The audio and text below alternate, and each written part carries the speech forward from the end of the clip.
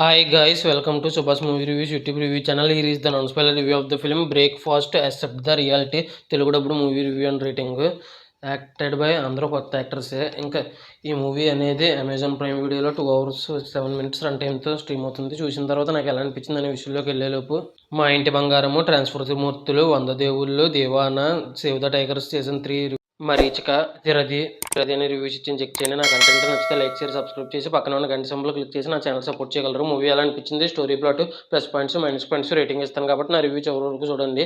ఇక మూవీ విషయానికి వస్తే తమిళ్లో April 24th థియేటర్స్లో వచ్చి ఫ్లాప్ అయిందంట. ఎందుకు ఫ్లాప్ అయిందో అర్థం కావట్లేదు. నాకైతే చాలా బాగా నచ్చిందండి. మంచి సినిమాలే ఫ్లాప్ అవుతున్నాయి.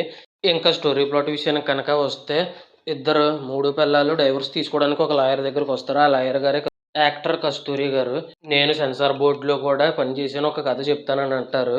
ఆ కథ చెప్పిన తర్వాత వాళ్ళు డైవర్స్ తీసుకున్నారా లేదా, ఆ కథకి వీళ్ళకి ఏదైనా లింక్ ఉందా అనేది రిమైనింగ్ స్టోరీ. ఇంకా ఓవరాల్గా ఈ మూవీ ప్లస్ పాయింట్స్ విషయానికి కనుక వస్తే లవ్ చేసి పెళ్లి చేసుకున్న Shantanu and Janhvi characters play చేసిన హీరో హీరోయిన్ ఇద్దరు యాక్టర్స్ చాలా అంటే చాలా బాగుంది యాక్టింగ్.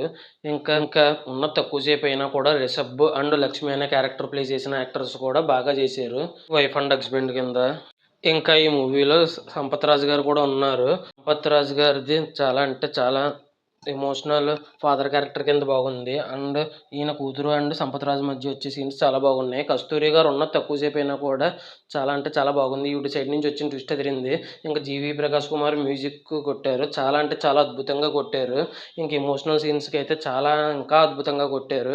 ఇంకా డైరెక్టర్ ఏఆర్ గాంధీ కృష్ణ అని ఇతను మూవీ చాలా అంటే చాలా బాగా తీశారండి సినిమాని. మరి ఎందుకు ఫ్లాప్ అయిందో తమిళ్లో తెలియట్లేదు. నాకైతే బాగా నచ్చింది. క్లైమాక్స్లో ట్విస్ట్ అయితే మాత్రం మైండ్ పోయింది, అసలు ఎక్స్పెక్ట్ చేయలేదు నేను. ఇంకా ఈ మూవీకి బ్రేక్ఫాస్ట్ మూవీ పేరు, ట్యాగ్ లైన్ వచ్చేసి యాక్సెప్ట్ ద రియాలిటీ. ఈ టైటిల్ బాగా సెట్ అయింది. యాక్సెప్ట్ ద రియాలిటీతో పాటు అన్ప్రెడిక్టబుల్ రియాలిటీ అని కూడా పెట్టచ్చు. ఎందుకంటే అసలు ఏ టైంలో ఏం జరుగుద్దో కూడా అసలు ట్విస్ట్ని గెస్ చేయలేని రేంజ్లో రాశారు ట్విస్టులు అయితే. ఇంకా క్లైమాక్స్ ట్విస్ట్ అయితే నాకు తెలిసినంత వరకు ఎవరు గెస్ చేయలేరు.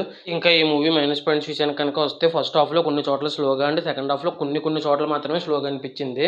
ఇంక ఈ మూవీ వచ్చేసి రొటీన్ స్టోరీని చాలా అంటే చాలా డిఫరెంట్ వేలో హ్యాండిల్ చేశారు. అందులో అయితే సక్సెస్ అయ్యారు. కానీ కొన్ని చోట్ల రొటీన్ స్టోరీ అనిపిస్తుంది. ఇవి తప్ప ఇంకేం మైనస్ పాయింట్స్ అనిపించలేదు. ఇవి నాకు పెద్ద మైనస్ పాయింట్స్ అనిపించలేదు, చెప్పాలి కదా అని చెప్పాను. ఇంకా ఫైనల్గా రేటింగ్ వచ్చేసి ఈ మూవీకి వచ్చేసి 4.8/5 అయితే రేటింగ్ ఇవ్వచ్చు అనిపించింది నాకైతే. ఇంక ఈ మూవీ ఎంతమంది చూశారు, చూసుంటే మీకు ఎలా అనిపించింది, మీరు ఎంత రేటింగ్ ఇస్తారనేది కింద కామెంట్ చేయండి.